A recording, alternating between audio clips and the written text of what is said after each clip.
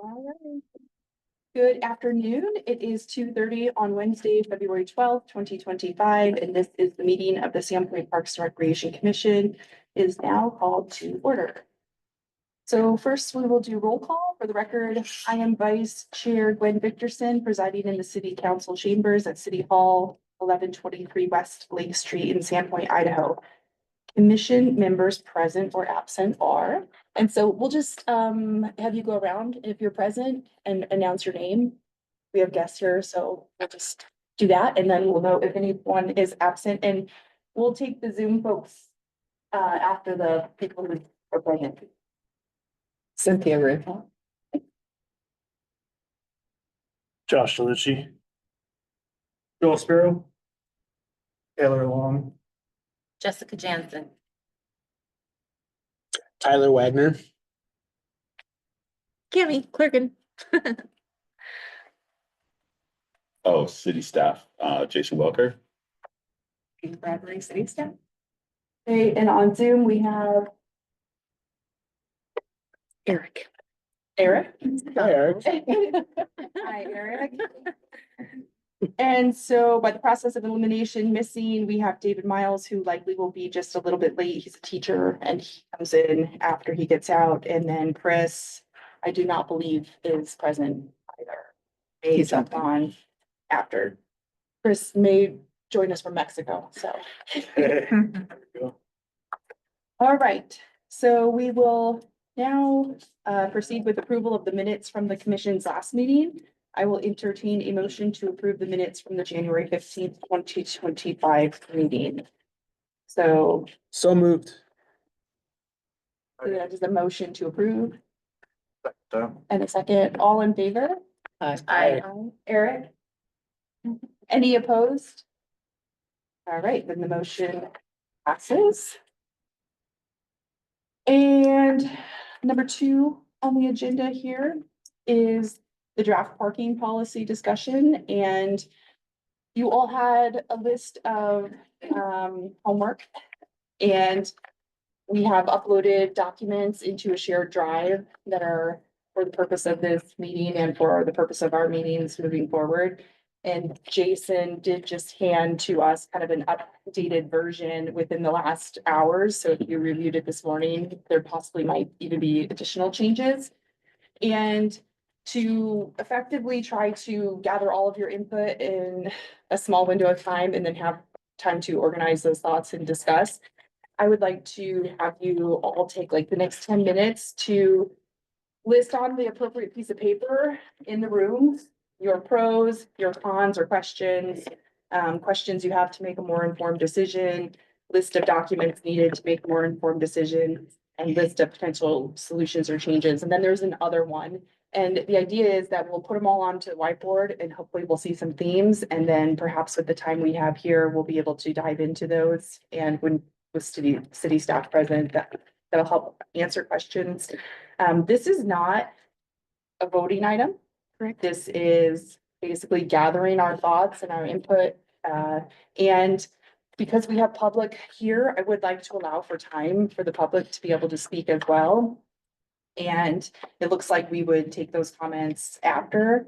So I'm foreseeing perhaps maybe we spend the good bulk of 45 minutes getting our notes on the wall, then discussing as a group, and then giving the folks here at least 15-20 minutes, and then going to the last items of business and adjourning on time.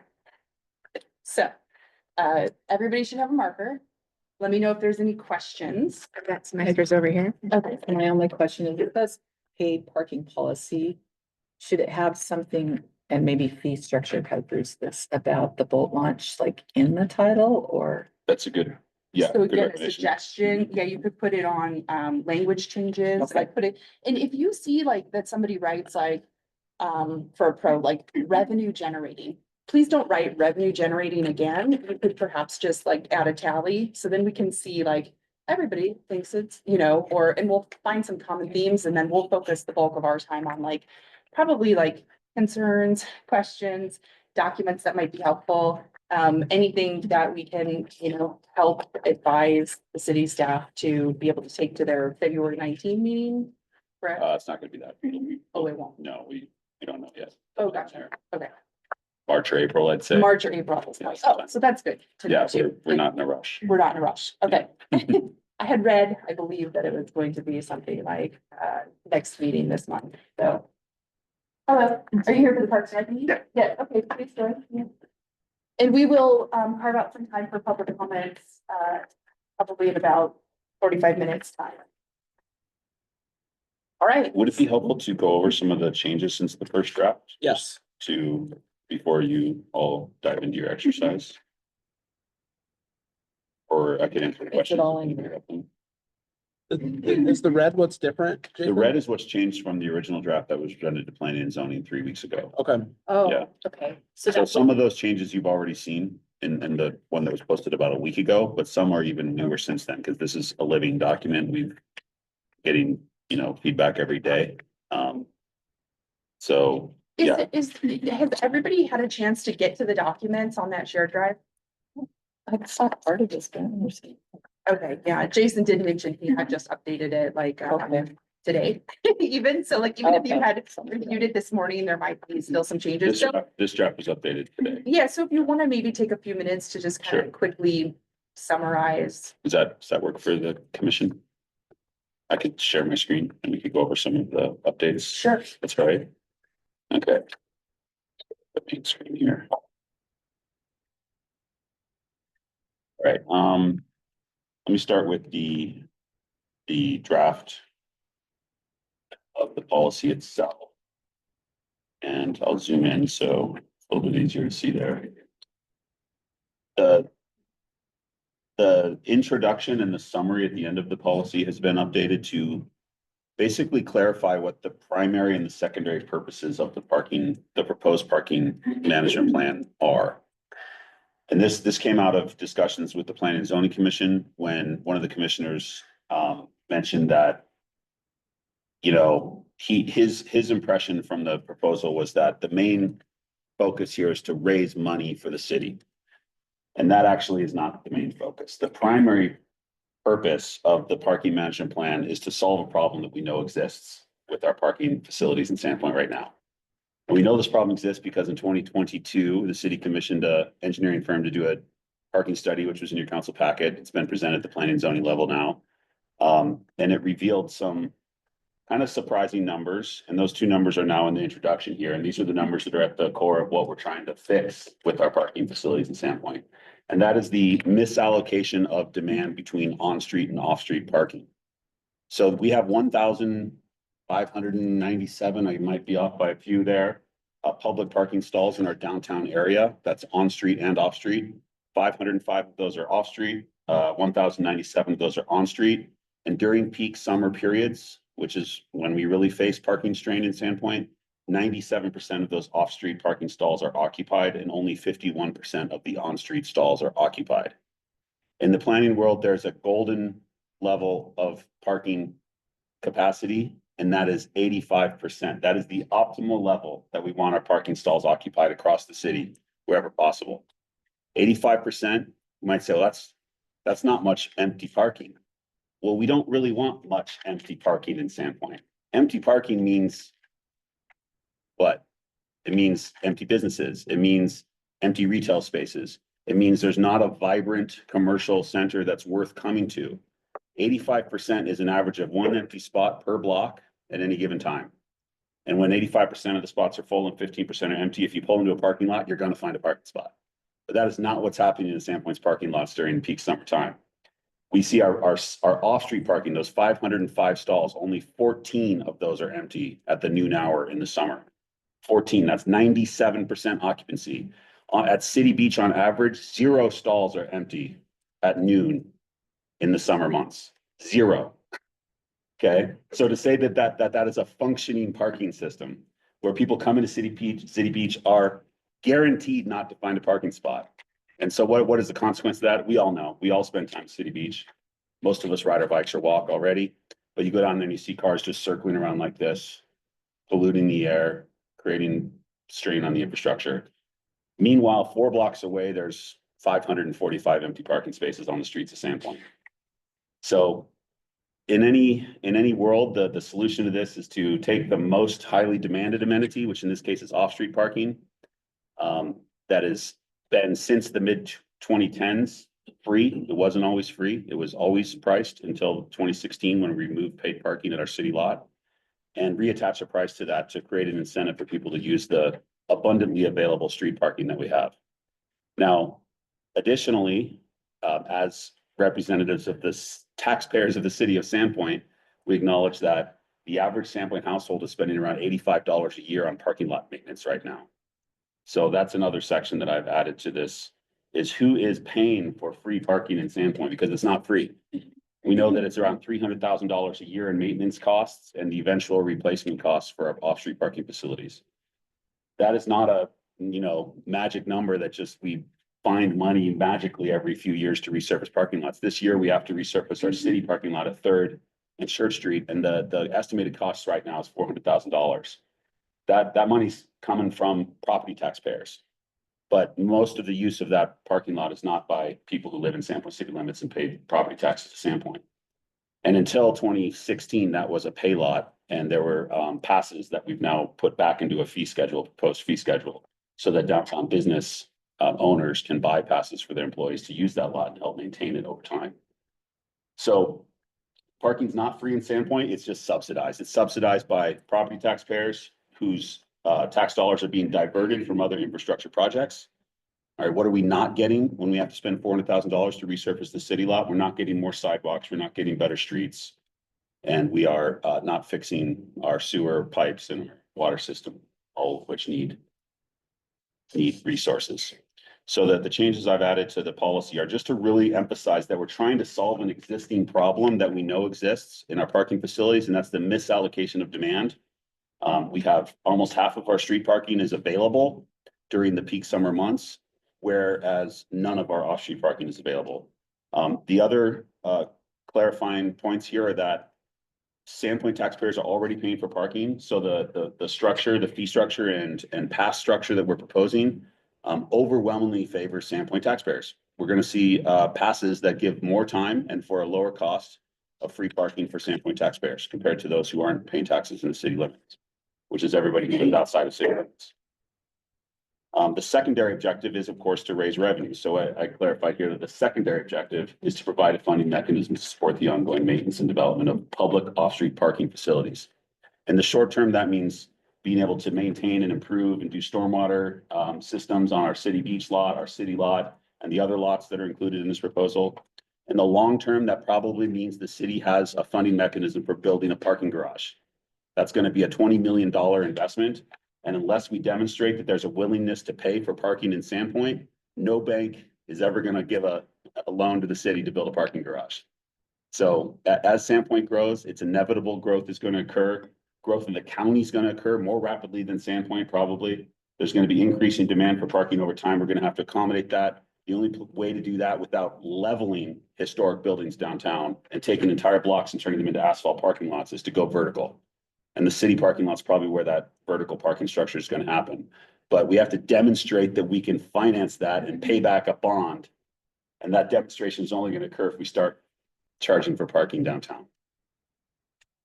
So those are the two changes to that part. I updated the map because the map that was in the first draft of this was screenshotted out of our parking study and it wasn't very clear. So the map has been updated to kind of show you where the off-street parking in the city is. Zoomed out so you can see that it includes about 9 parking stalls up at the Monterey Bay Trail. And you can see the kind of 6 off-street parking areas here, color code. So the 3rd and Church city lot, 121 stalls. Sand Creek, this is Gunnings Alley. It's kind of back behind Panhandle Cone Coffee. There are 30 public stalls there. Bridge Street, which used to be ITD property, 32 parking stalls. And then City Beach, which also includes the parking lot at the entrance to the RV park. There's around 269 stalls there. Depends on how you count the boat trailer parking, whether those are 2 vehicle stalls each, which I think that's how we counted them. And then you've got the Dock Street, which technically isn't a parking lot. It is technically street parking. So even though I'm talking about off-street parking facilities in this policy, we're considering that Dock Street jetty an off-street parking facility, because there's not really a street that goes anywhere. It's literally just primarily for accessing the Windbag Arena. And then you've got the Ponderay Bay Trail lot. So a map that kind of clarifies where all of our off-street parking is. And you'll notice that there's actually more city parking west of Fifth Avenue that's not included in this proposal.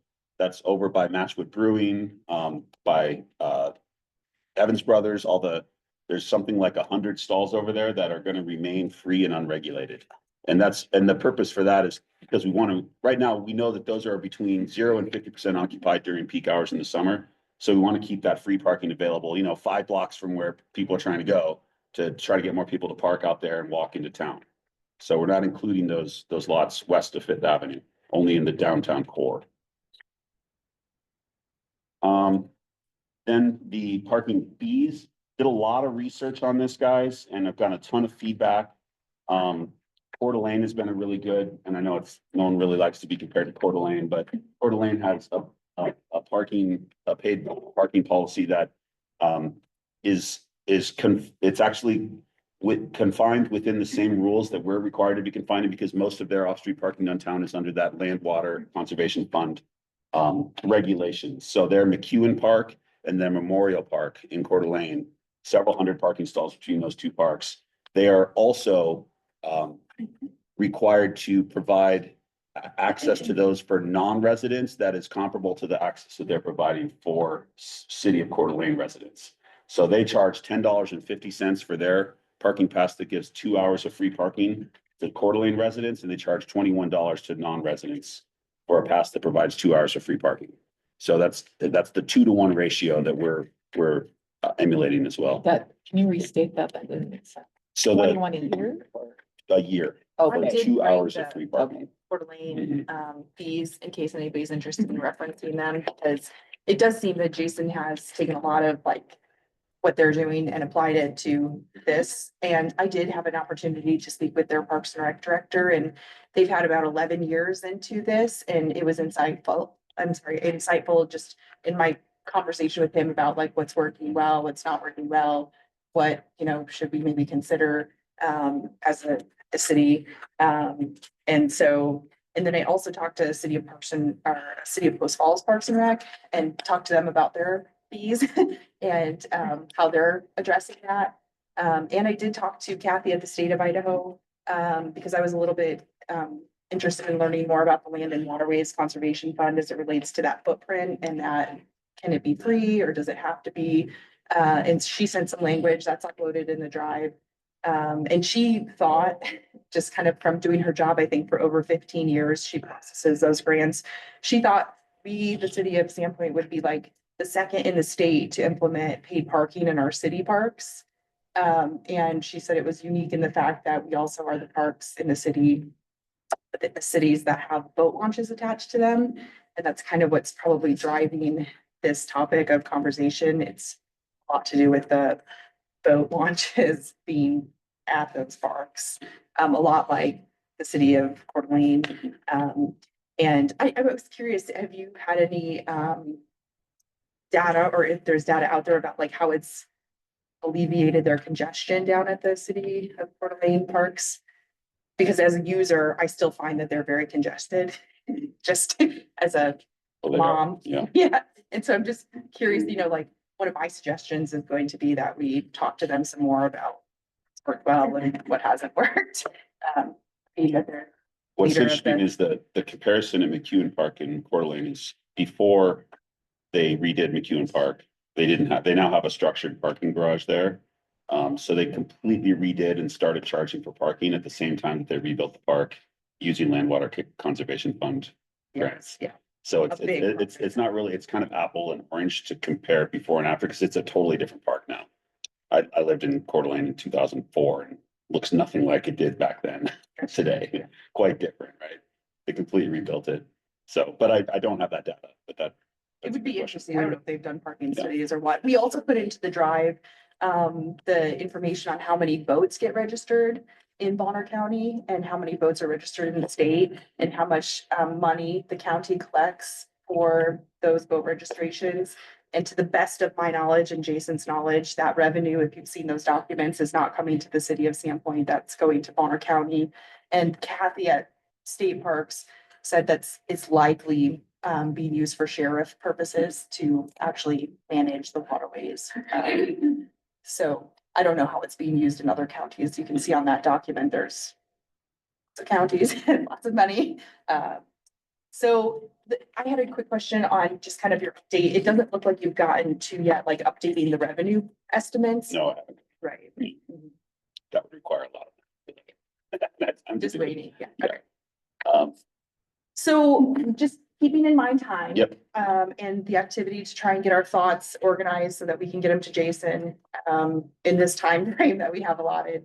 I think that we should move to, if you feel like you've had enough time to, yeah, I could, well, here's the updated fee schedule, proposed fee schedule, so we could just go through that really quick. And this is on, yeah, this should be in front of you as well. So the, I think extras of you. Yeah. Yeah, mhm. I don't know if any There you go. folks want.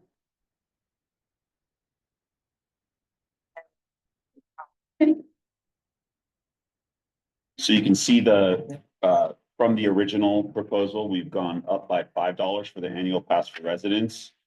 But also increased the benefit that an annual pass provides from 2 hours at all city lots to 3 hours at the downtown lot and 4 hours at the city beach lot.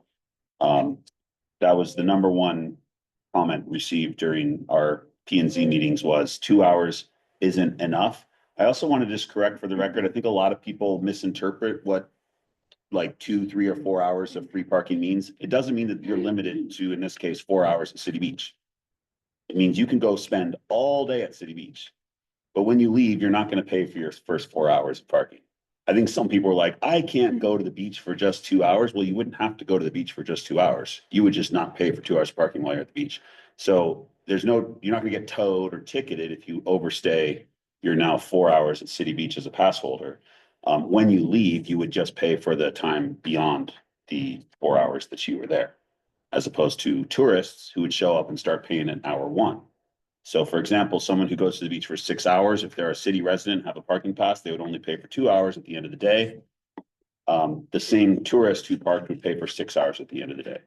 So another, yeah, that was highlighted actually on here is we had several people skeptical that $16 maximum at City Beach would be enough to actually deter tourists from spending all day there. So for the City Beach and Dock Street lots, and Dock Street is particularly important here because we really want to discourage non-pass holders from parking at Dock Street to try to keep those spots open for Windbag Marina slip holders. So increasing the daily maximum to $24, we believe will provide a large enough deterrent that tourists who come to town might think about dropping the kids off at the beach and then go parking out on 4th or 5th Avenue and walking into town.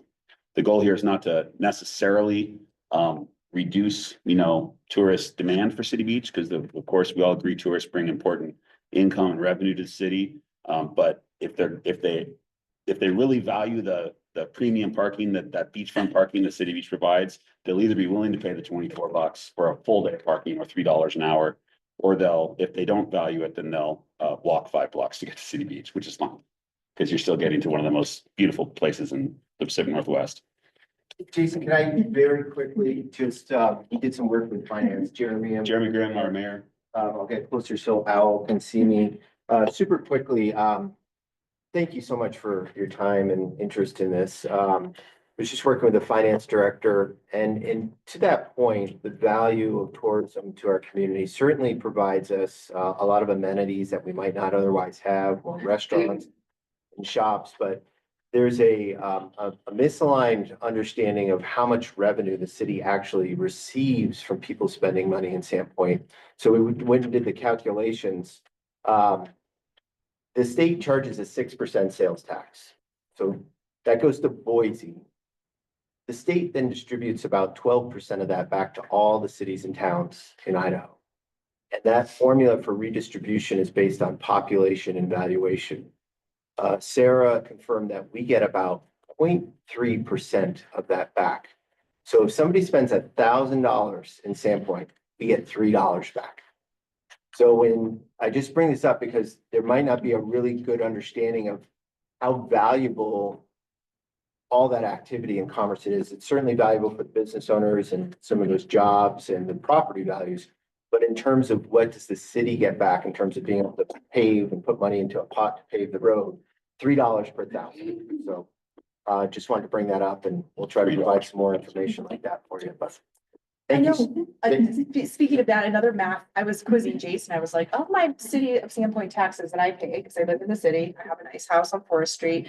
How much of that actually goes to the Parks and Rec Department when people say, well, I already pay taxes? And I'm like, how much of that goes to City Beach? And we got down to thinking that it might be 3% total of my total bill might come into a Parks and Rec fund. And it's likely going to pay for mowing lawns. It's like ongoing Yeah. maintenance. It's not really anything new or these big capital improvement projects. The only parks, the only way that your tax money goes into parks is through the salaries of our parks maintenance crews, basically. So the mowing of the lawns, the maintaining of our parks capital improvements, any investments you want to make in our parks facilities, those are funded through park user fees. So mortgage is a large one. The RV park generates around $100,000 a year of revenue.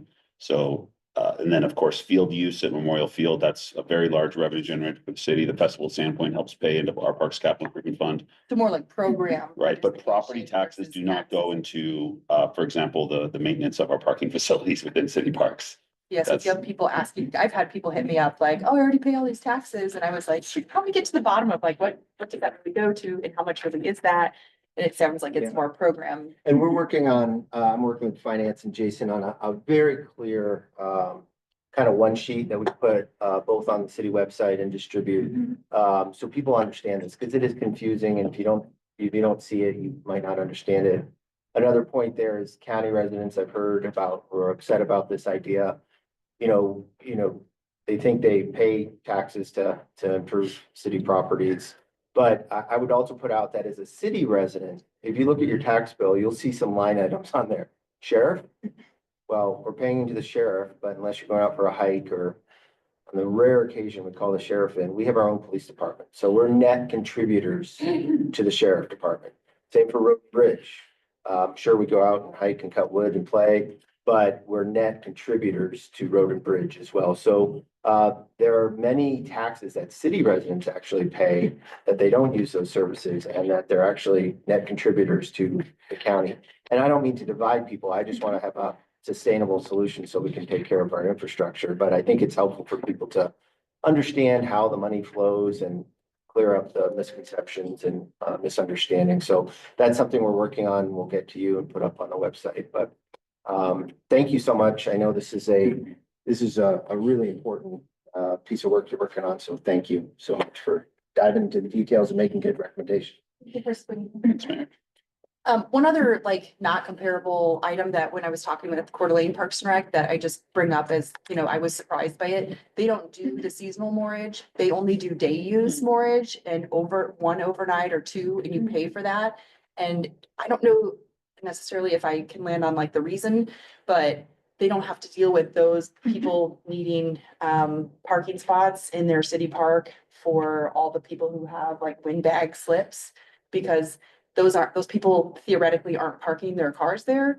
They're coming from other places around the lake. They're coming with their boat. They're parking in a slip, no parking in a car. And then they're using the businesses and then they're leaving on a boat. So they don't have that kind of double parking issue like the city, you know, like we have, where we kind of need a spot for all of those people who we rent morages to because they have to access their boats and they might not be able to walk or bike down there. So I thought that was interesting. Can I share one more thing? And then I want you to get to your, Yeah. to the exercise, but if you look at the schedule here, there's actually one more change on there from what I handed you at the beginning of the meeting. The downtown business pass. This is one that I've gotten a lot of feedback on from actual downtown business owners. First, a few days ago, someone messaged me and said, when I opened my salon in 2013, I bought a $25 parking pass per month, $25 per month at the city lot, because the city required it back then. We don't anymore. And she said, nobody was batting an eye about paying $25 a month for all-day parking at the city lot. She said, don't be afraid to charge for that. That's something business owners expect to do. The fact that we're not collecting from business owners for using the city lot right now is actually a relatively recent thing. I had a phone call from a business owner today, Second Avenue Realty office. Actually, he wrote me a letter and it got mailed to City Hall. No email address, but a phone number. So I called him back and I talked to him, and the exact language he said was, make sure what's the expression? Make sure the juice is worth the squeeze or something. You guys know that expression? He's like, you got to charge more for the downtown parking pass. I'm a downtown business owner and I don't think $250 is enough. I would happily pay $500 for each of my employees for a downtown business pass if that gave them access to the city lot.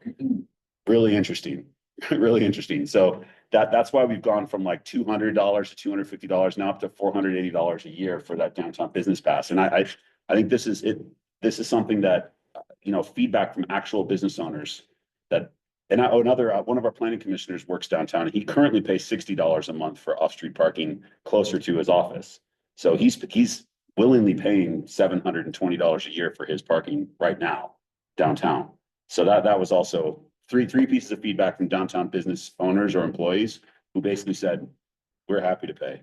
You got to make sure that the juice is worth the squeeze, though. Is that the right expression? The squeeze is worth the juice. Yeah. So in other words, don't make it just a token thing. Make sure we're getting meaningful revenue from downtown businesses to help maintain that facility, because it provides a huge benefit to downtown businesses. Okay. So any quick questions? I had a before quick we- question regarding the boat launch fees. Any data on that? Even if you haven't done the calculations yet, have data that, Like potential revenues. yeah. We don't, because we don't monitor boat launching at City Beach or, we don't have any data on Yeah. how many boats are currently being launched. We did the 2022 parking study, didn't look at boat launching. I'd love to have that We data. do know how many boats are registered in Bonner County, and I mean, there is kind of you have to launch them somewhere. The county might have an idea, I don't know, it's something we could look into. I asked Maybe. down at Coeur d'Alene, I was like, how do Yeah. you handle the launches? And it sounds like all of their parking is handled by Diamond Parking still, it's contracted out. And the Parks and Rec director, Bill, said it's still kind of like, honor system down there, in terms of paying you for it. So I don't know how good their numbers would be, but I would imagine from their revenue, you'd be able to figure out how many people are launching at their park, and, we could look at how many boats are registered in their county versus ours. Or, I did, before I started working the parking management plan, I was looking at boat launch fees at the recommendation of our Northern District Waterways Advisory Committee, who said, can Sandpoint be the leader on boat launch fees? Because we want to see, we were one of the only counties that's not charging for boat launching. cities. One of the only cities, Yeah. well, and counties, because Bonner County Yeah. does not, Kootenai County does. So I looked into Coeur d'Alene, they're making around $100,000 a year on boat launch fees at the city of Coeur d'Alene. At their boat launch at, is that third, I think. And theirs are theirs read, I think, 10 and 12 or something like that. It's like $10 if you're in state, $12 if you're out of state. They have a season pass for in-state, 50, out of state, 100. So kind of similar to what you have, but I think you have 15 for out of state per day. Does this include our marina fees for boats? There's no proposal to change those. You mean marina, like mortgage fees? Yeah. Those are in our existing city fee schedule right now. I did look that up today, but And those, to the best of my knowledge, Cammy, This year. they did go up a couple years ago. yeah, those are reviewed every 2 years. They're- There's a potential. They're price reviewed change. annually and Oh, they annually. usually do a cost of living increase. I think it's usually under 5%, Those would go but up I think 2.9% this year this year. was like 3-something% that they went up. And the next, so they would, this So next commission year could they'll go up recommend that we look at those as well. If you, having my job for the state of Idaho, having worked with all of the encroachment permitting on Lake Tonderay and the leases associated with those, we look at the mortgage rates that are on all the marinas in the state, and we figure out what the average leasing rate should be based off averaging those. And the city of Sandpoints are much more affordable than if you went out on the commercial and bought a slip in most other places. So I remember mentioning it at a different meeting, like those could be looked at as well to generate more income. If you start to look at the numbers, there's 94,000 or something like that, people who register boats. There's 2 million people in the state of Idaho. So, perhaps there is a theory that the people who are using the boating should maybe pay a little bit more to keep those facilities and those infrastructure like better versus just like grandma who's taking her little kids down to the park to play in the sand, leaving out the same cost per person. Like in my job for IDL, I worked for the public trust, so that's like all 2 million people in Idaho, not just the people who have boats that come down to the city beach to launch their boat to Memorial Field. So again, it's like, we have about an hour left of our meeting, I think. Let's see here. Less. Yeah, so we have 55 minutes and I want to give these folks time, at least, and we have 4 folks, if they're thinking about talking, I want at least 20 minutes. We have one more item. So we're down to probably like 25 minutes of time. And if we want to avoid, like, forgo writing your comments and everybody just speak your comments, we could, or we could get them on paper. Is there a better way? I kind of wanted the data to pass on because if we can't get to everything, but I'm happy to take notes too. So I've been doing. I think it makes sense Yeah, write it okay. down so we can Perfect. all work Yep. on it. yeah, and then we could just, so let's try and accomplish that in 10 minutes, go to your board. Eric, for you, I don't know if you emailed them in, or if you want to, did you email them somewhere? I Yes, you have can. I haven't done it yet, but I will. And then you could email those to, does it need to be to Cami? Yeah, Um, me is I'll do fine. Yeah, Jason. Eric can just write me. Okay. Yeah. So the folks who are in the room, pros are over here, cons, concerns, solutions, changes, other questions, documents you might want to see. We'll just get up and go. And we have 10 minutes-ish, so around 3:17, we're gonna circle back around and hopefully, you have them written down, right? Sort of. There's some extra markers on the table if anybody needs them.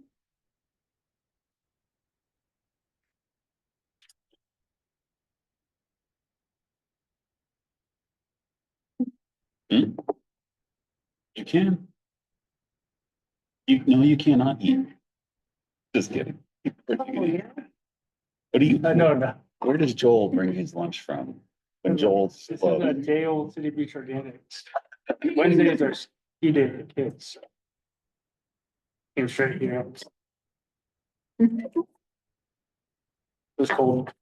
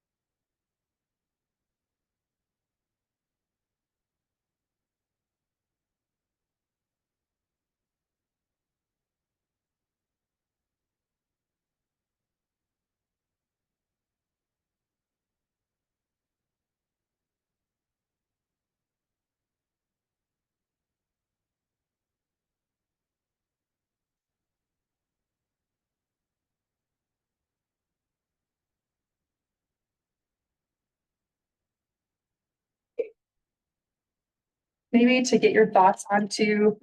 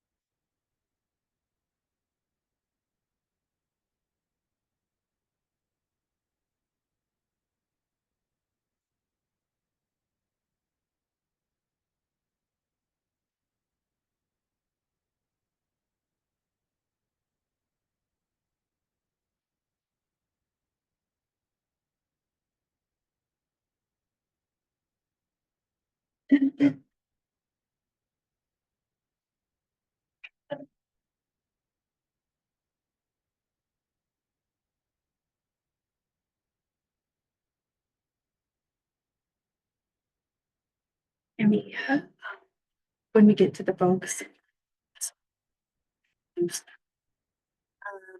Never done that for a meeting. Okay. If you want to have them announce their name. And then I have it on my group.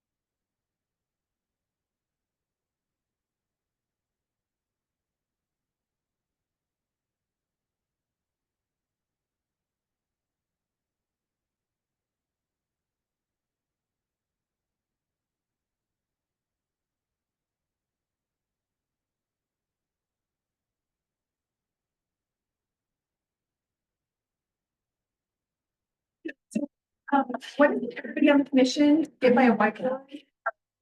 And then we'll quickly, in the next few minutes, have each person read what's on their list, just so everybody can hear it and the folks on Zoom can actually like see what or hear what's there.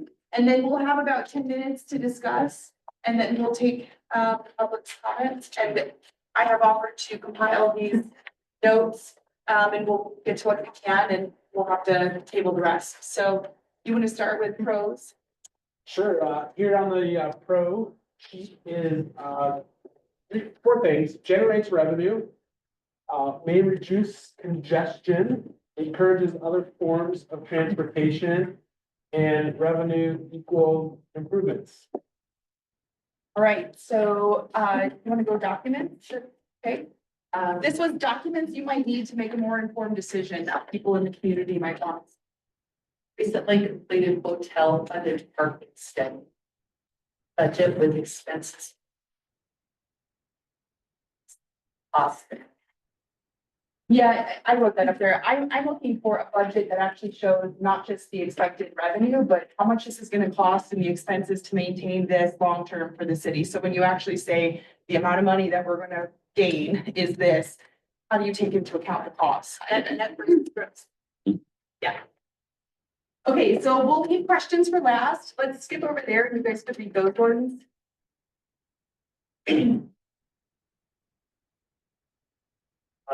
So other is go slow to go fast. learn. Yes. Learn from CDA, 10+ years experience. Check in with them. Parking plan for hotel, common sense solution. This is a must. Keep in mind, marina slips are only usable 4 to 4.5 months of the year. Seen annual marina pass. Parking. Right, and then somebody wanna, Solutions and changes, increase motorcycle slash open parking as an incentive. That's use of spaces, increase storage fees, charge voters. And increase day split. Parking dollars. And or spot. Other programs, incentives for local or bike parking areas.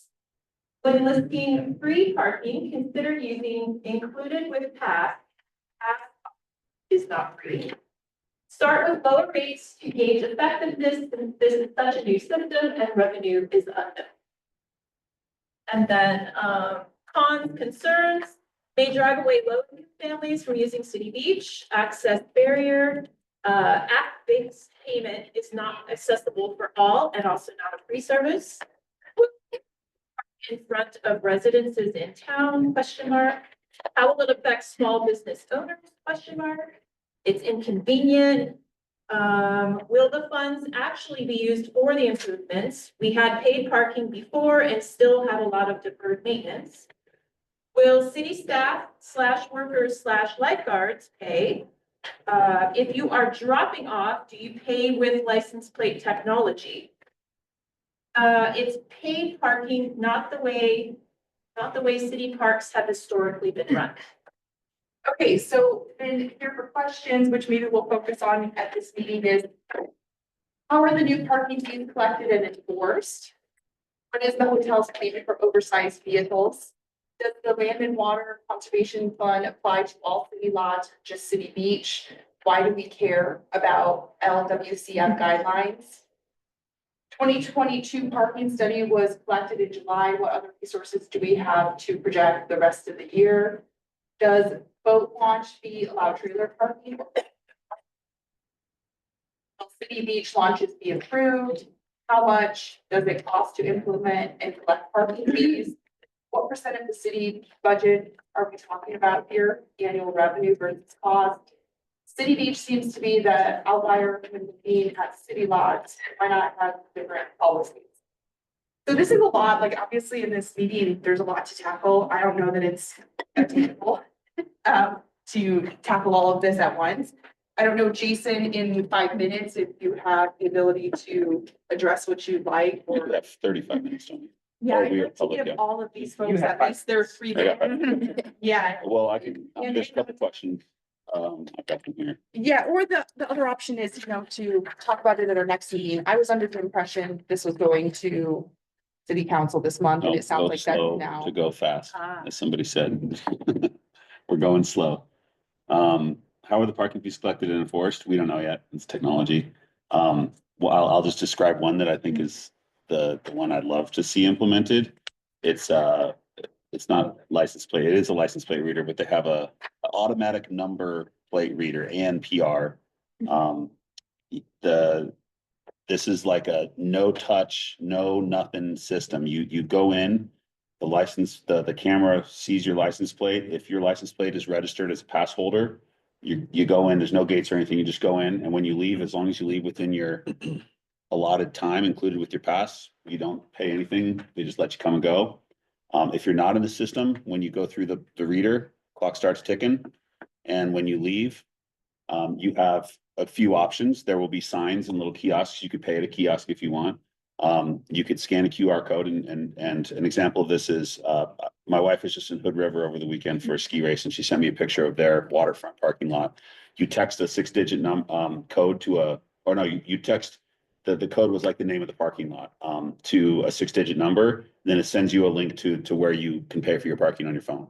So you don't need to download it in the app. You just text a phrase to this number. And I did it on my phone just to see how it And works. if you don't have Pretty an app, seamless. you just pay with cash or? Yeah, or for the license plate reader technologies, Last case, if you don't do anything, if you don't pay in online, you don't pay on your phone, they mail an invoice to you. It's kind of like the toll bridges, yeah. I had a lot of anxiety when the 520 bridge over Lake Washington went to tolls. It actually didn't start until after I finished college and left Seattle, but I occasionally go back and drive the 520, and every time I approach, I'm like, oh my God, it's a toll bridge. Am I gonna have to, what do I do? How do I pay? And then 2 weeks later, like a $3 invoice just comes in the mail and I pay it, Just possible. right? So it'd be similar to that. The goal here is to not inconvenience anybody. I think a lot of people's anxiety over paid parking is like, what if I forget to go feed the meter? We all have childhood anxiety from being sent out during dinner to go feed the meter and then if you didn't feed the meter, you could get a $50 ticket or something. So the goal here is to make this as seamless and not require much human labor for enforcement. We did learn that Diamond Parking does parking enforcement. It's a mix of technology that you pay at a kiosk in Coeur d'Alene, but then they have Diamond Parking going around and enforcing it. And on their FAQ page, they say that about 25% of their parking revenues in Coeur d'Alene go to the enforcement that Diamond does. If we have a system using license plate technology, those enforcement costs will be a lot lower, but there will probably be a lot, higher percentage of every transaction that company would take that they scan your license plates. What is hotels plan for oversized vehicles? I have no idea. Does LWCF apply to all city lots or just City Beach? It applies to City Beach and Dock Street because In both of this those are plan. within. But then it also includes Traverse, I learned. It includes anywhere where you have taken LWCF funds. It would also include Memorial Field boat launch because Yeah. LWCF funds have been used there as well. So anywhere where you got those federal dollars, that's the footprint, but that's like Traverse isn't included in this, and neither is Memorial Field. Theoretically, then we could have Sandpoint and Bonner County resident costs for like the city lot outside Joel's, and then that would not be affected by those requirements. We could charge whatever we wanted to. Yeah, I did upload the language of that into the drive, so you can actually see what came from State Parks and Rec, and it does appear to be that way to me, that it's like, those requirements are only where you've accepted the. Because when I look Grant at Kootenai funds. County, they have a resident annual pass, and then Kootenai County. county Yeah. pass, and then there's no annual pass available if you're not a Yeah. resident of Kootenai County. And I would love to pick our LWCF grant administrator's brain about whether that is allowed under LWCF rules. Because the way the LWCF rules actually read is you can have a resident pass and you can have a non-resident pass, but you can't have 3 tiers where you have one tier and then an everybody else tier. So we could define a resident as a Sandpoint resident and a Bonner County resident, but the fact is Sandpoint residents are paying an average of $85 a year towards parking lot maintenance currently. So rather than defining, yeah, so the definition that I put in this draft is Sandpoint resident and then everybody else.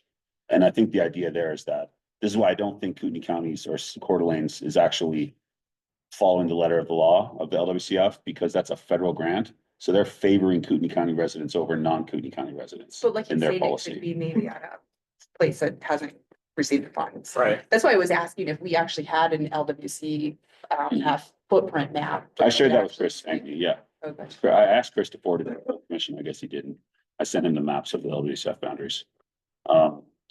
Yeah, so I guess I don't think we're gonna get through all the questions, in this committee, obviously. There's only a couple more. Yeah, is it? Okay. Does the boat launch fee allow trailer parking? On here, you'll see that boats or vehicles longer than 21 feet with a trailer pay 2 times the hourly rate. So if you're pulling a trailer, you're gonna pay for 2 cars, basically, it's taking up 2 vehicle spaces. And that's exactly what Coeur d'Alene does. Will City Beach boat launches be improved? You guys, this commission approved a grant application for the Waterways Improvement Fund. That's a 3-phase project. Phase 1 is to resurface as much of the City Beach parking lot as we can. The $600,000 we're asking for will not resurface the whole thing. Phase 2 would be redo the boat launches and the piers that serve them, or the docks that serve them. And then phase 3 would be redoing the docks along west of the boat launch there, out to kind of south of the RV park. So we're hoping to redo all of that in the next 3 years. And yeah, that's it. So Eric, you're on Zoom. You haven't been able to make too many comments. I'm sorry. Do you have any questions or anything you want to know? Okay. So before you leave here today, the commission members, if you could make sure to go back around the whiteboards one more time, and if you want to add emphasis to something, make sure you put your tally so that we can, you know, accurately reflect everybody's thoughts. And if you forgot something, you could add it to the board. At this time, this time, the vice chair will offer the opportunity for members of the public to provide comments. Please be aware that the city has rules in place for proper decorum during public meetings provided under city code and posted on the wall outside of the council chamber doors. In summary, public comment time is for comments only, no questions or debates. Comments may not be derogatory in nature against any individual, business, or organization, as we do not need to proceed through the business items on our agenda, or as we do need to proceed through the business items on our agenda. Public comment time is limited, so please be considerate of others who may wish to speak and make your comments as succinct and brief as possible. Those who wish to make comments, please raise your hand. When vice chair recognizes you, please approach the table and speak directly to the microphone, which is the owl, clearly stating your full name and whether you reside in city of Sandpoint limits. Each speaker will have up to 3 minutes and will have the opportunity to speak only once. Just a reminder that this time is for comments only. The commission will not engage in dialogue with the public during this time frame. I'm gonna move so they can see. We'll just have you, I mean, we're close enough. Okay. Okay, is there anybody who would like to make a comment? Okay. Want to go first? That's why I'm standing open. Sure, just stand up and state your name, and then I'll try and keep you around 3 minutes. Yeah. Hello, my name is Joshua Torres, and I am a local Sandpointian, and I'm with Vibe Broadband as well. And mainly, our goal with Vibe is to engage with the community more and understanding what's going on. Therefore, my question was about the technology that's going to be instilled into this. And we do have fiber pretty much in every single location, so we definitely want to make sure that you guys are aware of it. But as for me, as a local person, this is what I kind of wrote just from hearing you guys. I think if we consider ourselves one of the best places to visit, we need to charge. As a local, it's a bummer, but the big picture is real. It has to happen. So that's it. Thank you. Well, mine's more form of a question, I guess, so I don't know if I'm not about. Well, it is a time to comment, it sounds like, so I think you could comment your question and then perhaps city staff could follow up with you if that's how it works. Yeah. Well, I'm Joe Gibbs. I'm a resident of the county, live the other side of Dover. One of my questions is, I have a slip at the windbag that I've had for years. I pay an extra fee because I'm a non-resident. This $150, is that going to be for both residents and non-residents? I'm going to have to pay an extra amount. Just slip holders, doesn't matter if you're county or city. Yeah, And remind, this is still a proposal. Okay. yeah, and again, proposed. I understand. All right. I take that into account. Yep. The other one is, I have people that come periodically through the summer, take them out sailing. Usually it's just part of a day cruise and we come back. With your proposal, how much will they have to pay? You know, let's say I have a family from Montana that comes to study. How much will they have to pay to come out and speak? Would you like me to answer that, Brian? If you feel comfortable. You're the chair, so that's fine. It's totally up to you as the chair if you want to. Yeah, I mean, I'm happy to. Do you want me to? Sure. If they wanted to park at the city beach or the or the Dock Street stalls, they would pay the hourly rate, assuming, yeah, maximum $24 a day. If they chose not to park at those stalls, there's free street parking within 5 blocks. So, and another thing, one of the questions that I didn't get to answer was drop-offs. People have asked about drop-offs. My desire and what I would be requesting of the technology, whatever firm implements this parking policy would be, make sure that there's the opportunity to do like free 15-minute drop offs within City Beach. So if you, I hear a lot of people say, I want to drop my stuff off at my boat. I don't necessarily need to park there all day, but I want to drop my kids off or drop my, all my wake surfing stuff off at the boat without having to walk several blocks with it. So why not have a system where you can come in, but as long as you leave within 15 minutes, you're not going to be charged. So something like that would be desired as we implement this. But yeah, they pay the hourly rate, or they could, carpool with you who has a parking pass, or park somewhere out in one of the all-day parking stalls in town. Okay. I have one more question, if that's okay. I'm not overtaking any of my time. I don't see a timer. On Thursdays, the sailboat club down there has races. That's a big night for them. We get lots of people from all over the county, the city, from out of town, you name it. They come down and they crew on the boats. Or they have to pay the hourly fee, or is the club gonna have to figure out a way to ferry them down? I would say if they're regular park goers, they'll probably have a parking pass, which will get them there 2 to 4 hours of free parking. No, the parking pass is $15 or $30 if you're a non-Sandpoint resident. As proposed. Yeah. It sounds like it's all very. The $150, so just to clarify, the $150 pass would only be available to the lucky few who have slips at Dock Street or City Beach Marina. And what that gets you is, instead of 4 hours a day or 2 hours a day, you get all day parking at those parking stalls. Very good. Yeah, but those aren't available to everybody. Those are just available to people who have those slips. Okay. And that's based on feedback that I don't go out on my boat for 2 hours. I go to my boat all day. Sure. I don't want to get, I don't want to come back and have a $20 fee that I have to pay. And Kimmy, how many slips are there? I don't know how many parking slips there are, but there are not enough parking stalls for each slip. Well, there's actually far more parking stalls Not on, between City Beach and Dock Street. Right, if you if you're add, looking at the Right. windbag clientele. Yeah, And there's Dock 40, Street. there's 41 It's parking not stalls and apples to apples. there's about 150 boat slips at Windbag. Thank you. And feedback I've gotten is that those parking stalls on the Dock Street are pretty much full by 9 AM right now. And you're not gonna get one if you don't get there early in the morning in the summer. So we're hoping that when those are $3 an hour, they're not full all the time anymore. And that those slip owners who have a pass are more likely to get a spot there. okay, so any other public interested in making a comment? One last question. Have you guys reconsidered drawing the lines in City Beach, or is it?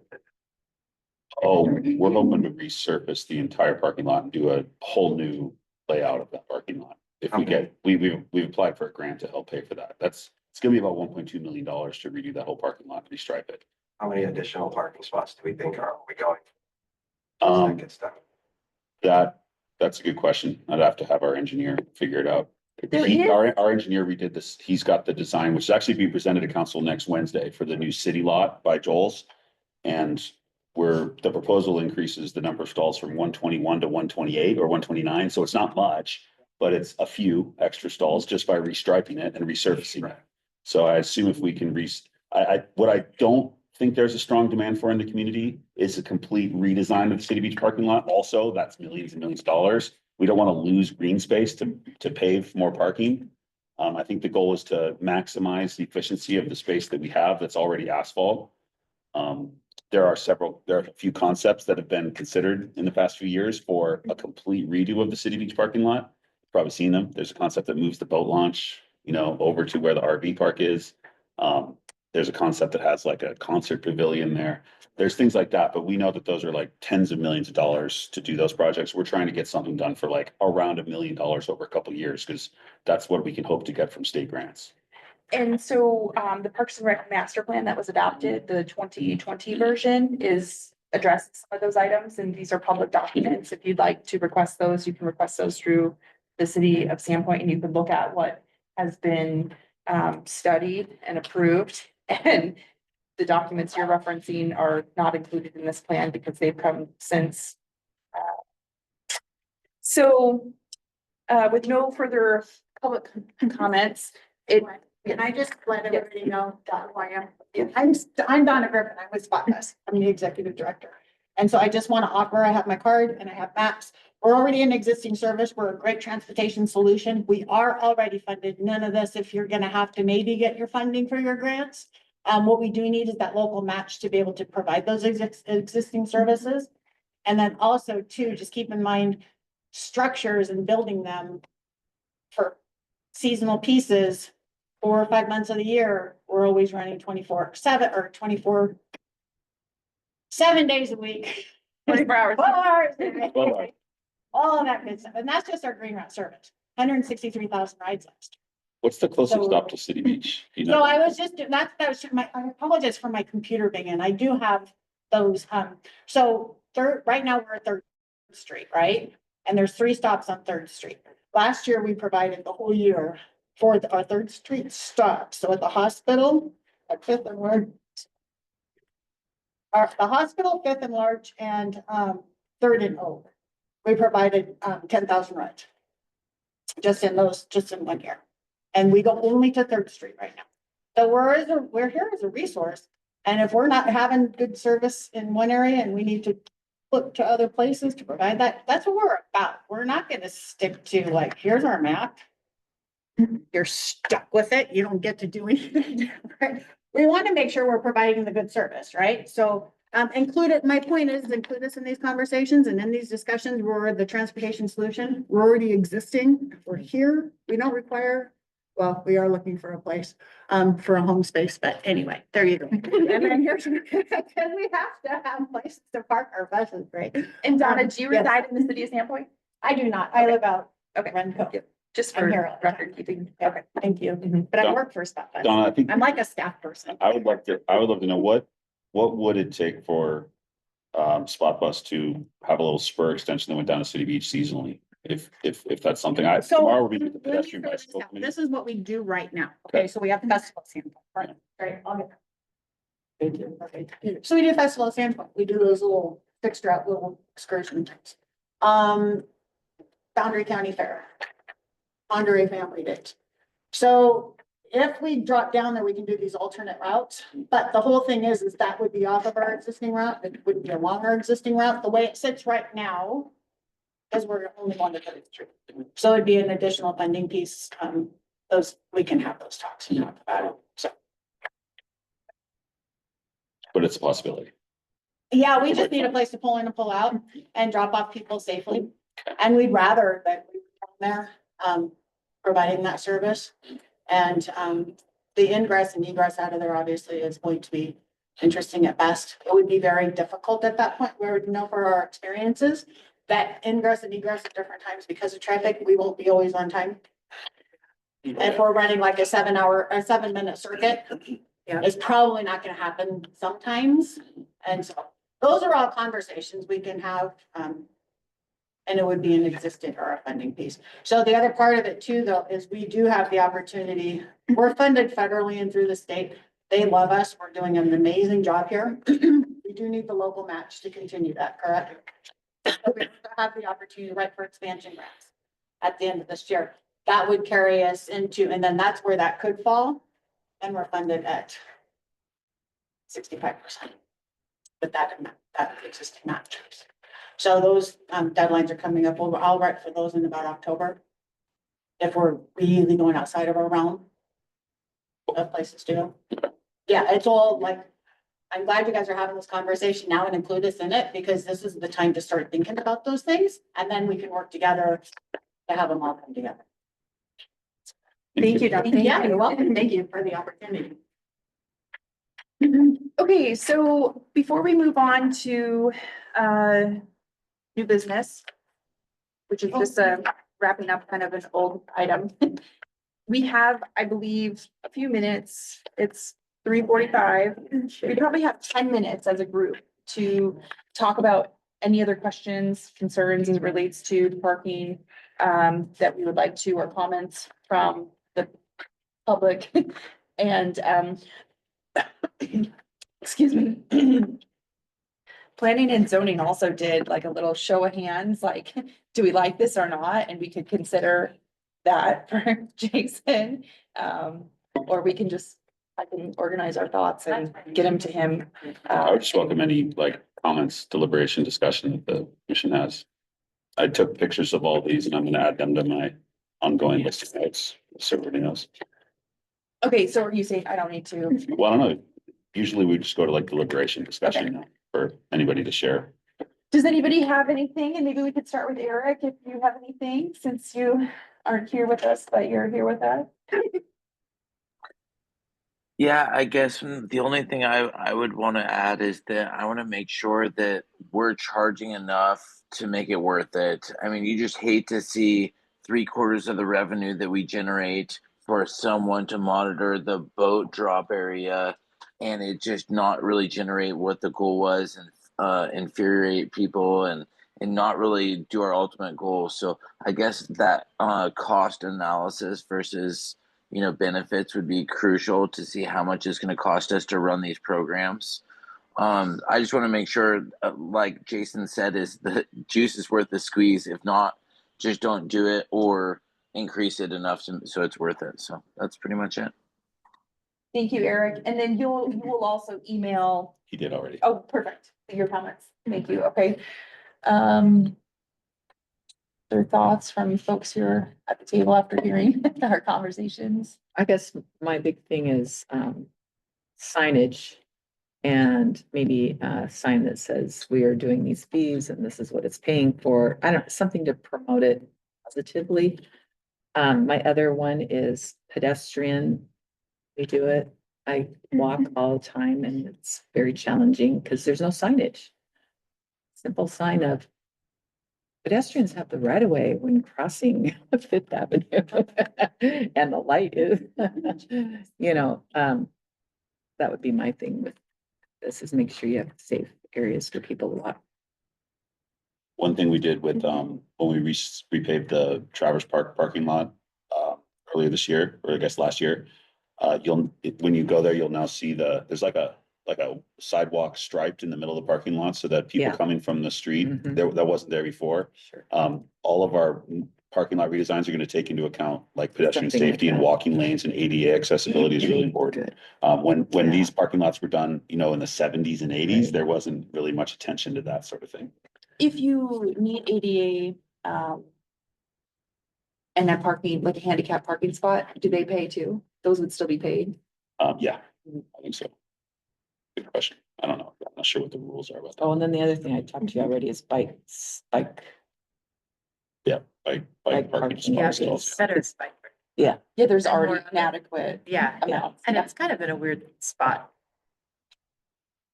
And kind of on a slope. My bike always falls over. I don't know. next to the pole. Yeah, the- Yeah. The parking pole. Joel, did you have? Yeah, just a couple things. Jason knows this, been on city council for almost 8 years. Education is the biggest thing. Comment, go slow, move fast. I think just, you have to hold people's hands walking through this. And I don't mean that like it's just the reality. People here, tax or payment. Really difficult time. And the more education we can do. Explaining to people, you're already paying. Why not have others pay their share as well? I think that's really important, just being very patient. Get people. $25 off. And the other thing with the scholarship program, I think that's great. On a personal level, I'd be happy to sponsor 3, 4 families or whatever the case may be. And I think a lot of people would be willing to do that for the greater good. Making this work. Right, and there's Parks and Rec scholarships, but who knows if there's not, but if it isn't a barrier, an access barrier for, like my husband's a teacher and his students, like, they just want to go down there on their lunch break and do what they've always done, if there would be an avenue for scholarships, need-based or Yeah. whatnot. Is there a peak payment versus lunchtime? High school, nobody's really there. There's different options.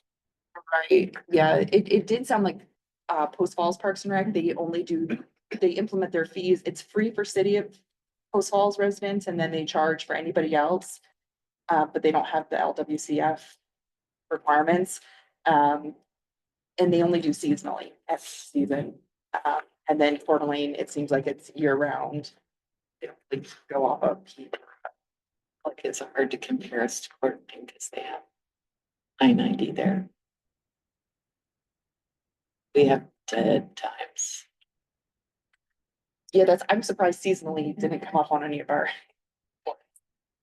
it has come up on obviously several different people's concerns. So any other, I would just share a comment I received, from the community, and that is if they do often take their kids boat camping, that they will spend overnight boat.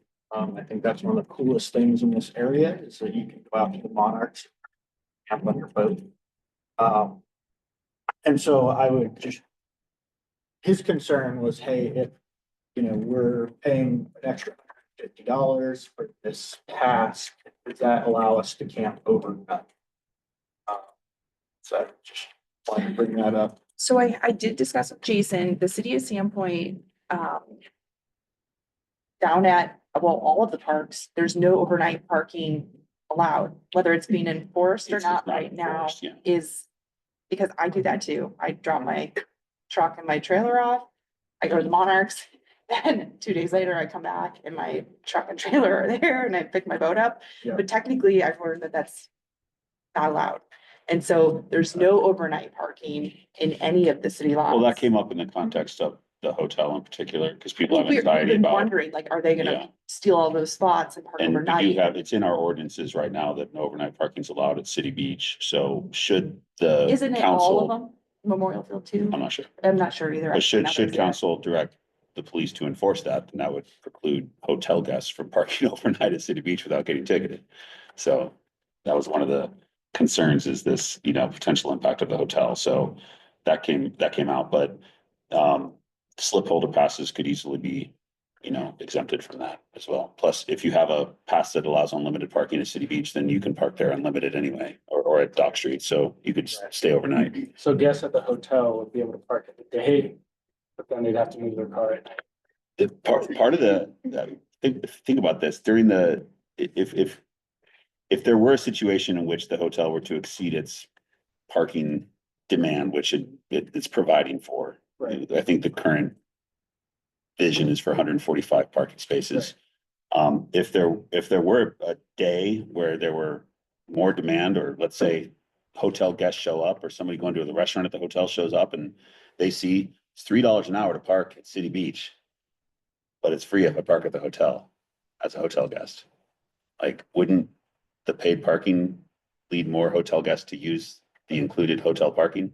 Like, it's illogical to think of the hotel guests would want to park in a pay lot if they're getting free parking at the hotel But lot. the amount of total number of units at the hotel as proposed now is, Right, that's why they had the DB in lieu of, right? It seems to be changing. Will there It be a seems to be time charged, when but there's- more guests required to park at the hotel than? they Will there be a time when, yeah, absolutely, just like every business in town has a time when there's more demand for parking than they can provide off street. And in fact, 80% of downtown Sandpoint, there's no off-street parking requirement at all. So your restaurant, you don't have any off-street parking. Right. There are, I guarantee you, there's about 6 days a week, because that's how many days a week you're open, where demand for parking at Joel's exceeds the amount of parking Joel's has available. And where do they go? They park on the public parking facilities. So in this model, in those cases, that would generate revenue for the city.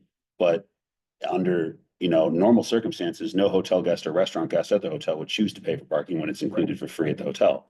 And then during, you mentioned the festival.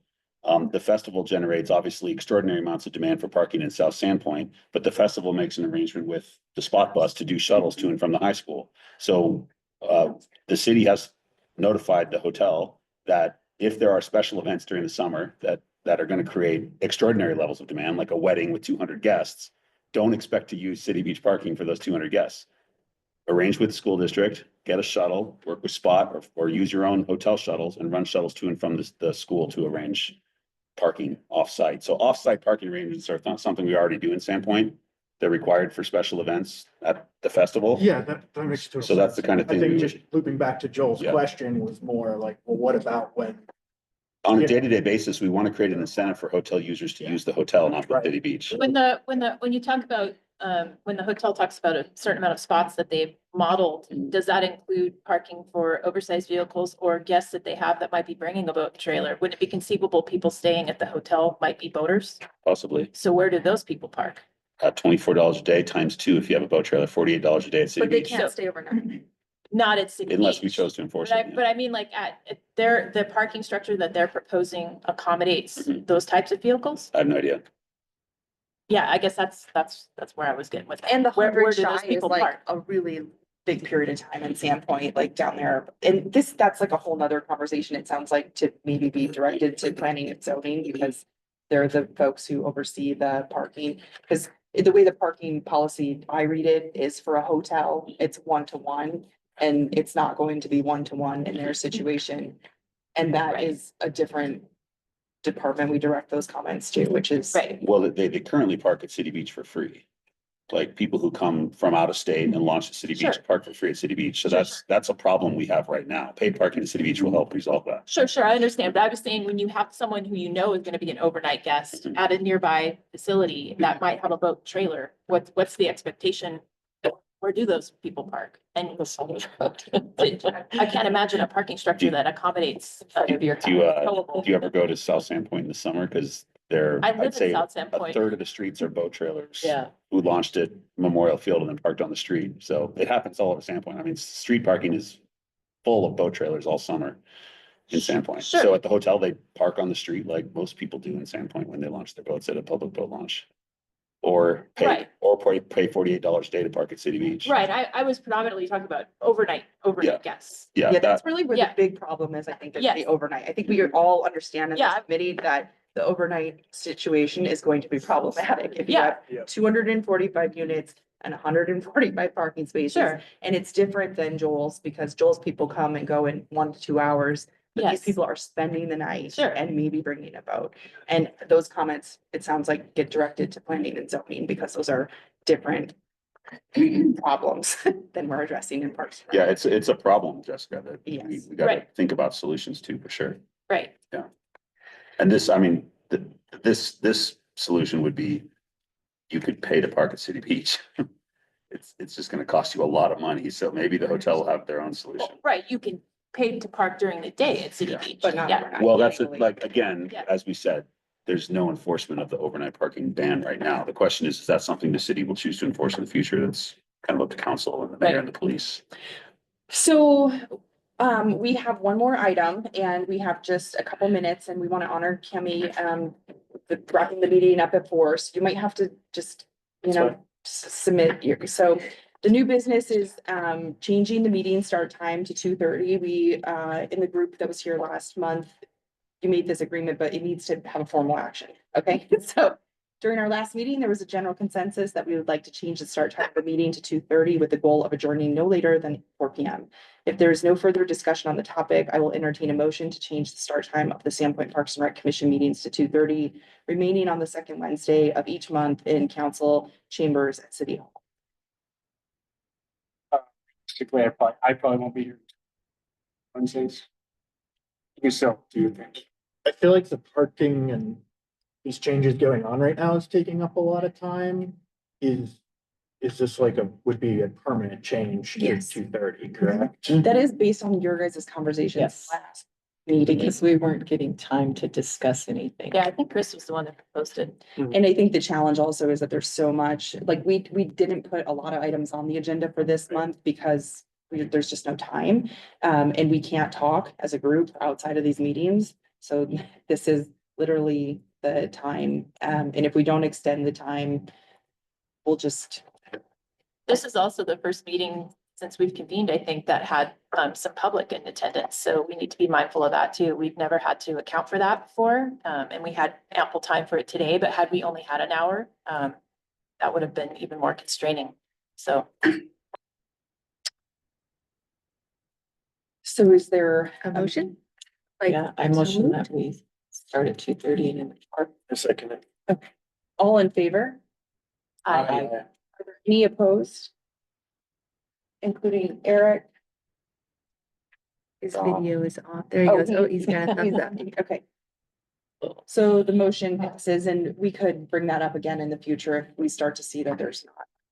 Or there's not enough. So with no further business before the commission, this meeting is now adjourned at 3:59 PM. Getting up early. well done, Gwen. Good job, Glenn. Job.